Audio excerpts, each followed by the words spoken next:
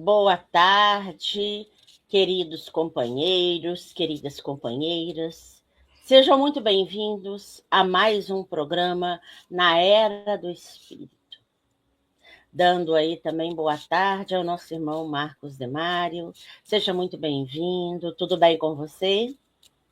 Tudo bem, Diciné? É um prazer estar com você, prazer estar com todos os nossos telespectadores para mais este programa na Era do Espírito, que é aquele programa onde nós abordamos assuntos ligados à educação à luz da doutrina espírita.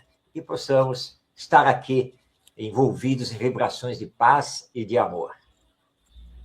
Isso mesmo, isso é muito importante, Marcos. Irmãos, hoje ele vai refletir conosco, né, humanização do ensino. Tá? Então, que é um assunto aí de extrema importância, né, sobre esse olhar da doutrina. Então, eu convido todos vocês nesse momento para que a gente possa iniciar o nosso trabalho, né, esse momento abençoado, e que nós aí nos coloquemos cada um, né, na posição mais confortável, né, que nos sintamos aí conectados com esses benfeitores, dando ao nosso Pai, né, o nosso agradecimento pela sua misericórdia, pelo seu amor por cada um de nós, agradecendo sempre essa oportunidade bendita que temos de podermos refletir sobre esse olhar da doutrina espírita que vem nos clarear muitos pontos, muitos ensinamentos que o nosso irmão Jesus nos trouxe.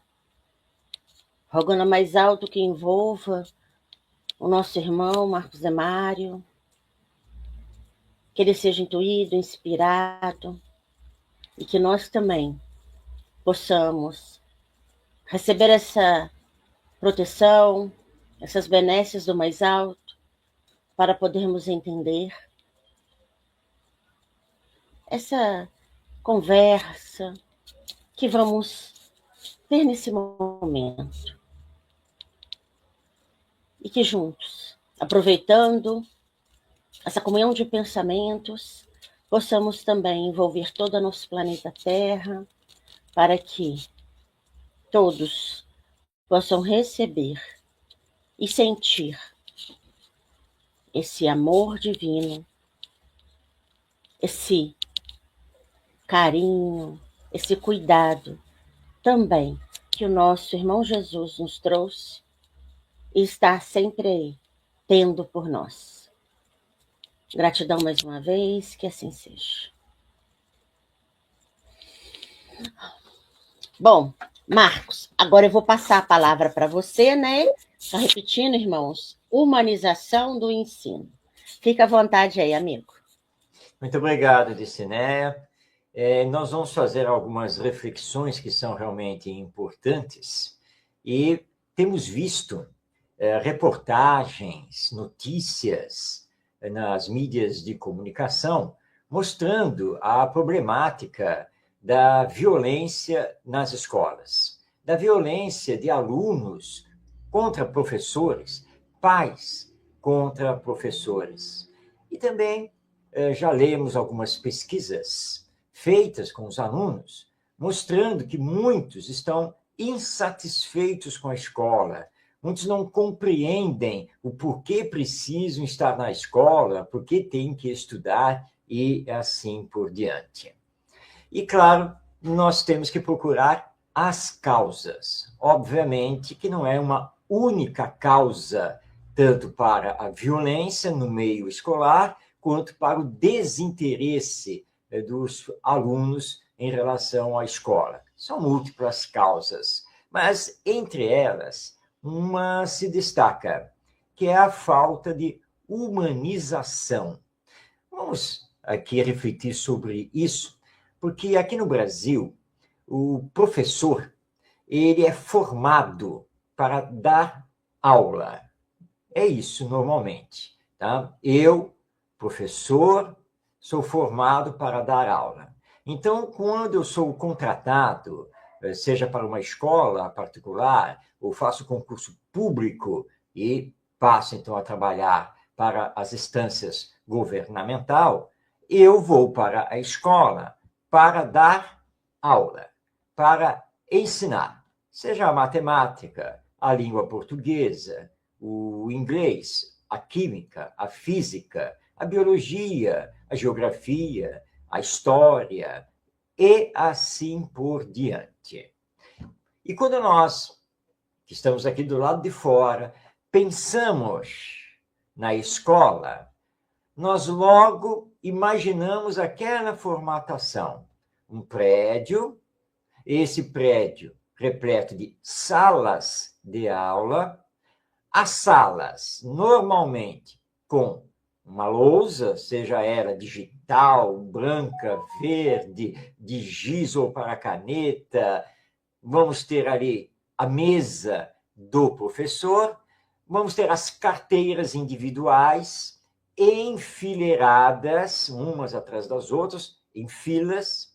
Imaginamos, então, os alunos uniformizados e cada um sentado, um atrás do outro, nessas carteiras enfileiradas. E aí imaginamos que a professora, o professor entram, dão lá um bom dia, uma boa tarde, uma boa noite, digam qual é a matéria, o que vai ser ensinado ali naquela aula, naquele dia, naquele momento, e que ele começa a ensinar, usando o quadro, usando um projetor, usando técnicas, recursos, mas dando aula, ensinando. O que acontece? Nós temos visto muitas professoras e muitos professores que entram no modo automático. Fazem isso todos os dias, na mesma escola, às vezes em duas escolas, com várias turmas de alunos diferentes, formatam o seu jeito de ser, formatam o material de ensino, aquele conteúdo, e começam a trabalhar, e esquecem que a escola é feita por pessoas. Pessoas são seres humanos. Seres humanos pensam e sentem. Tanto os alunos, quanto os próprios professores, o coordenador pedagógico, a diretora, os serventes, as merendeiras, inspetores, todos são seres humanos. Os pais, os avós, porque todo mundo faz parte dessa comunidade, ou pelo menos deveria fazer. Ora, se a escola são pessoas, se todos são seres humanos, não podemos trabalhar nesse modo automático, apenas cumprindo a burocracia de atender os anos letivos que estão ali na lei e o currículo que é estabelecida. Porque nós somos seres humanos, vamos lembrar disso novamente. E a doutrina espírita vai além, porque diz que sim, claro que somos seres humanos, mas além de seres humanos que pensam e que sentem, todos nós somos almas imortais criadas por Deus. E na condição atual, espíritos reencarnados. Portanto, todos nós já trazemos bagagem vinda de existências anteriores. Todos temos uma missão a cumprir aqui na Terra e todos aqui estamos para nos aperfeiçoarmos, tanto intelectualmente, quanto moralmente, quanto espiritualmente. E com a doutrina espírita, mais do que nunca, nós então entendemos a necessidade da humanização, ou seja, tratarmos-nos como seres humanos que somos, com respeito, compreensão, tolerância, afeto, compreendendo os limites, assumindo os deveres e as responsabilidades, mas sem nada que seja efetivamente imposto e que você tem que obedecer, pronto, e acabou, e não pode abrir a boca para nada, porque senão você será punido. É porque estamos nesse quadro que muitas crianças e muitos jovens detestam a escola, abandonam a escola, não apenas porque estão em situação de vulnerabilidade social, abandonam a escola porque a escola não tem nada a ver com ele, não conseguem entender a escola. Isso nos faz lembrar um depoimento de um professor, e ele chegou, adentrou a sala de aula, começou a dar aula, e um aluno então pediu a palavra, e ele cedeu para ouvir o aluno, e o aluno perguntou a ele: professor, por que o senhor tem que ensinar isso? E por que eu tenho que aprender isso? E esse professor deu aquela resposta clássica, porque isso vai ser importante para você na sua vida, no futuro. Aí o aluno, olhando para o professor, disse assim: eu, sinceramente, não entendo isso, não. Porque, olha só, eu gosto de fazer isso. Eu tenho as habilidades tais. Eu me imagino no futuro sendo isso e isso. O que isso que o senhor está me ensinando tem a ver com os meus sonhos, os meus ideais, o meu querer, aquilo que eu sou, o que eu sinto? Aí o professor, pego de surpresa, olhando para ele, perguntou: mas e você gostaria então de aprender o quê?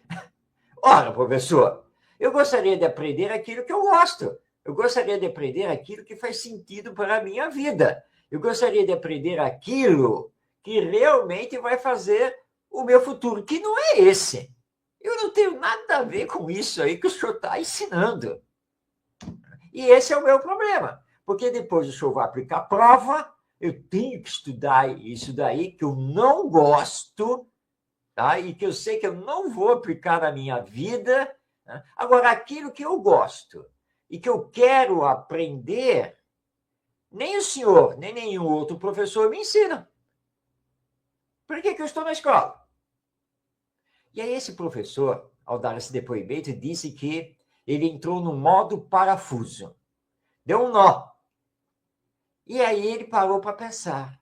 Chegou em casa, nesse dia, olhou os livros didáticos, o currículo, as apostilas, e pensou: é verdade, esse aluno tem razão. Eu dou aula, eu ensino, eu sigo todo um currículo pré-estabelecido, tudo batidinho. Mas ele acabou de me dizer que ele não tem nada a ver com isso. Que isso e nada para ele é a mesma coisa. E que ele tem outros interesses. Por que nós, na escola, não trabalhamos os interesses dos alunos? Por que não os ouvimos? E ele resolveu mudar. Resolveu mudar e passou a olhar os alunos como gente, como pessoas que têm os seus interesses, têm as suas habilidades, têm os seus sonhos. E aí ele mudou tudo. Parou de dar aula. Mudou a configuração da sala para que os alunos não ficassem mais um atrás do outro, enfileirados. Começou a utilizar a roda de conversa. Não abandonou o currículo, mas dentro daquele currículo, ele flexibilizou para que pudesse atender também os interesses, as necessidades, as demandas dos alunos. E aquela aula, que para muitos era enfadonha, era chata, passou a ser dinâmica e passou a ser adorada pelos alunos, porque, além deles poderem participar, terem voz, passaram a olhar o professor não como aquele que simplesmente ensina e você tenta aprender, mas como aquela pessoa que sabia ouvir, que sabia conversar, manter o diálogo, que estimulava o interesse, que dava dicas.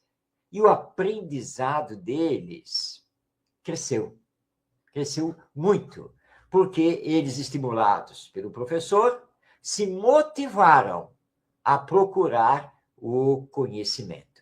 Então, é muito importante essa humanização e o trabalhar um pouco mais afetivamente. Nós percebemos que nas chamadas escolas de evangelização nos centros espíritas, às vezes nós repetimos esse quadro da escola. Nós recebemos a criançada, nós recebemos os jovens e já estamos com o tema pronto. Para fazer o que com o tema? Dar aula. Ensinar o tema. Então, eu vou dar uma aula sobre reencarnação. E aí já vou com tudo preparadinho. Como que eu vou abordar, que história que eu vou contar, que exemplo que eu vou dar, qual é o trabalho que eles vão fazer como reforço a esse aprendizado, seguindo toda uma ordem bonitinho e para bater naquele tempo certinho que temos lá para trabalhar. E aí o que nós percebemos muitas vezes? Que as crianças, que os jovens que estão lá na evangelização também estão sentados em carteiras, uns atrás do outro, e as carteiras estão enfileiradas. E nós temos que ter uma outra postura. Nós estamos no centro espírita, trabalhando com a doutrina espírita. Sabemos que aquela criançada, que aqueles jovens, são espíritos reencarnados. E que, na verdade, nós não temos que estar no centro espírita para dar aula. Nós temos que estar no centro espírita para sermos orientadores, facilitadores, estimuladores do processo de aprendizagem, levando os alunos a uma maior compreensão e apreensão do tema. E permitindo que eles falem, permitindo que eles debatam, permitindo que perguntem, permitindo que pesquisem, porque essa é a melhor maneira de se ter aprendizado, mas não apenas teórico, mas levando também os nossos educandos a trabalharem a aplicação do conteúdo, do aprendizado na vida prática. Isso deve ocorrer tanto na evangelização no centro espírita, como precisa ocorrer também na escola, como precisa ocorrer em casa, na família, e fazer pensar. Isso é muito importante. Porque ele sempre tem a famosa pergunta: por quê? Para que serve? Então vamos fazer pensar, para que eles mesmos descubram para que serve, por que aprender aquilo, como se aplica na vida, nesta existência do nosso cotidiano. Então, humanização, para não esquecermos o sentimento, um abraço, um carinho, o ouvido que ouve efetivamente. Tudo isso faz parte da humanização do ensino. Saber perceber o nosso educando, o que ele está trazendo, como ele está vindo, as suas emoções. E não esquecer que também somos seres humanos, que também temos emoções. O compartilhamento, a troca é muito importante. Sermos amigos, mas sem perdermos a autoridade, que deve ser uma autoridade moral. Isso é muito importante. E aí, todos vão gradativamente aprendendo o se colocar no lugar do outro, aprendendo a respeitar o outro como ele é, aprendendo a dialogar, aprendendo a resolver os conflitos sem o uso da violência.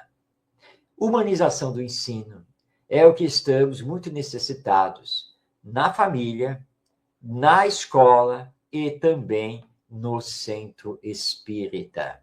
Não podemos esquecer que Jesus nos disse que o amor a Deus e ao próximo como a nós mesmos é que resume toda a lei divina, resume todos os profetas, ou seja, todas as revelações espirituais. E ele também, ao olhar para nós, que abraçamos o Evangelho, disse que os seus discípulos seriam conhecidos por muitos se amarem. Então, o amor é a base da educação. O amor é a essência da educação. Então, trabalhando como educadores, não podemos esquecer da aplicação do amor, que é o maior dos sentimentos. Essa é a colocação que os espíritos superiores nos fazem, já nas obras da codificação. O amor é o maior dos sentimentos. E o amor requer compreensão, paciência, tolerância, diálogo, afeto, porque não podemos trabalhar apenas o conhecimento, apenas o desenvolvimento da inteligência. Nós precisamos também trabalhar o senso moral, o sentimento, o desenvolvimento afetivo, emocional. Tudo isso faz parte da educação. Por isso que o ensinar não pode ser seco. O ensinar não pode ser burocrático, automático. Ensinar faz parte do educar, mas o educar também lida com a questão comportamental. O educar também lida com a questão emocional, psicológica, e isso não pode ser esquecido. Então, se você é professor, se você é professora, se você está na evangelização no centro espírita, não esqueça, humanize-se e humanize o ato de educar. Não esqueça, a escola, o centro espírita, a família, são pessoas que se encontram para o aprendizado do amai-vos uns aos outros. Se é importante conhecermos, se é importante nos prepararmos para o mundo a nível técnico, a nível profissional e assim por diante, mais importante é nos prepararmos para sermos pessoas do bem, pessoas que saibam perdoar, pessoas que saibam construir a ponte do sentimento que deve nos ligar para chegarmos mais rapidamente a estágios superiores, espiritualmente falando, até que um dia cheguemos à perfeição. Não nos deixemos levar pelo modo automático, burocrático, transformemos aquilo que estamos fazendo para que possamos ter um ensino mais humanizado, mais humano. E assim, todo mundo, com certeza, vai abraçar a família, a escola, o centro espírita, com muita alegria, porque todo mundo vai se sentir bem em ambientes em que haverá compartilhamento, em que haverá troca, em que atuaremos como seres humanos acima de tudo. Bom, eram essas reflexões que nós tínhamos a trazer a respeito desse tema sobre a humanização do ensino. Então, Diciné, vou passar a palavra, então, agora a você. Eu estava aqui escutando você falar, né, Marcos? E aí a gente fica pensando assim, nos profissionais que essa falta de humanização também criaram, né? A gente percebe que se tornaram, às vezes, profissionais que sabem realmente realizar o seu trabalho, mas que não têm essa sensibilidade dentro da sua profissão. Né? Não aprenderam isso, né? Foram muito técnicos, foram criados naquela forma mais ali impessoal, vou colocar assim, né? Por isso que é importante a gente ter esse olhar. E você falou uma coisa muito interessante, né? A gente se humanizar, né? E humanizar a nossa forma de ensinar, de passar, né? Para que aquele coração ali se sensibilize, né? E saiba quando tiver uma profissão, né? Igual você falou desses ensinamentos técnicos, profissionais que nós devemos ter, mas saber ser aquele profissional que vai também, não só o professor, mas as outras áreas, humanizar o seu trabalho, seja no atendimento ao público, seja o próprio, vamos colocar aí profissões, né, além do professor, o médico, o motorista, né, o, o técnico de enfermagem, não fazer apenas por fazer, porque tem no final aquele salário, aquela remuneração, mas fazer, como você disse, né, por amor, né, sabendo que o seu trabalho ele é importante para aquele outro indivíduo, para aquele outro irmão e para a sociedade, né? Então a gente vai criar aí, né, melhores consciências, pessoas mais aí fraternas, solidárias, tolerantes, porque vamos estar todos trabalhando o amor, seja na nossa profissão, e aí a gente fala do professor, né? Que você falou da aula, da sensibilização, da humanização, ou seja, qualquer outro profissional. Porque aqueles, igual esse aluno que argumentou do exemplo que você falou, né? Que de repente era o que muitos pensavam, mas ele conseguiu exteriorizar, e foi importante, tá vendo? Porque ele conseguiu aí sensibilizar o professor, né? E fazer com que ele mostrasse, né, tivesse uma outra forma. E o acesso, né, àqueles corações que ali ficaram para ele, né, foi muito maior. Quer dizer, a escola que, na visão de muitos, a gente percebe, né, a gente vê os jovens, né, a gente teve filhos, tem filhos adolescentes, né, já tivemos, a gente percebe que para ir para a escola eles iam fazendo a cara, né, vai fazer, ah, meu Deus.